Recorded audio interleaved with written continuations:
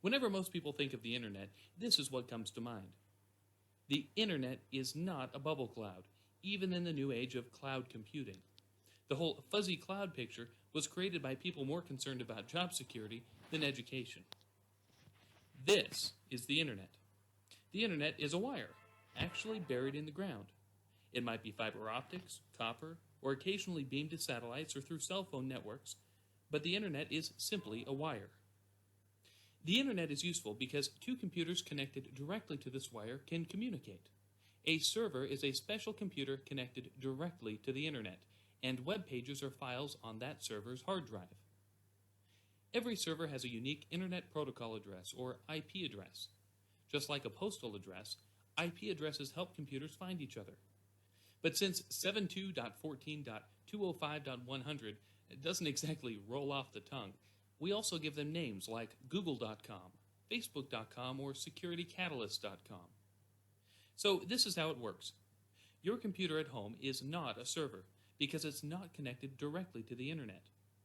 Computers you and I use every day are called clients because they're connected indirectly to the internet through an internet service provider. Here we'll pretend that this is my home laptop and I'm using DSL. Now let's pretend that I want to visit AOL.com, which is coincidentally both a server and an ISP. I hop onto my laptop with DSL, go through my ISP onto the internet, and look at AOL.com. My computer connects with AOL.com, and I can look at its web pages. Now, let's say that I want to send an email to Aunt Ruth. Aunt Ruth has AOL dial-up from home, and I've got a Gmail account. I log on to gmail.com and compose a message to Aunt Ruth's email address, auntruth@aol.com. Once I click send, gmail.com sends the email to aol.com. The next day, Aunt Ruth dials into AOL servers and retrieves the email. Whenever an email, picture, or web page travels across the internet, computers break the information into smaller pieces called packets. When information reaches its destination, the packets are reassembled in their original order to make a picture, email, web page, or tweet. Okay, so imagine you're at work sitting next to your boss, and you're both surfing online. Your boss is doing market research, and you're updating your Facebook profile. You're both sending packets back and forth over the internet. But what's to keep your packets from accidentally ending up on your boss's screen? That could be embarrassing. The solution to that problem is IP addresses and routers. Everything connected directly or indirectly to the internet has an IP address. Everything. That includes your computer, servers, cell phones, and all of the equipment in between. Anywhere two or more parts of the internet intersect, there's a piece of equipment called a router. Routers direct your packets around the internet, helping each packet get one step closer to its destination. Every time you visit a website, upwards of 10 to 15 routers may help your packets find their way to and from your computer. Imagine each packet as a piece of candy wrapped in several layers. The first layer is your computer's IP address.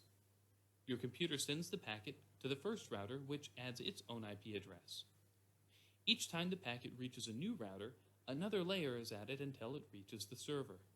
Then, when the server sends back information, it creates packets with an identical wrapping. As the packet makes its way over the internet back to your computer, each router unwraps a layer to discover where to send the packet next until it reaches your computer and not your boss's.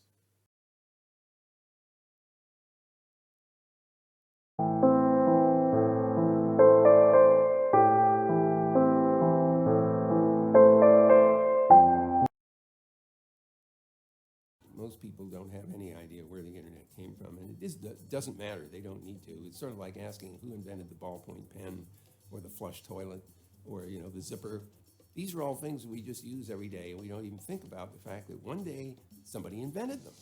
So the internet is just like that. Many, many years ago, in the early 1970s, my partner Bob Kahn and I began working on the design of what we now call the internet. It was a result of another experiment called the ARPANET, which stood for Advanced Research Projects Agency Network. It was a Defense Department research project. Paul Barron was trying to figure out how to build a communication system that might actually survive a nuclear attack. So he had this idea of breaking messages up into blocks and sending them as fast as possible in every possible direction through the mesh network. So we built what eventually became a nationwide experimental packet network, and it worked.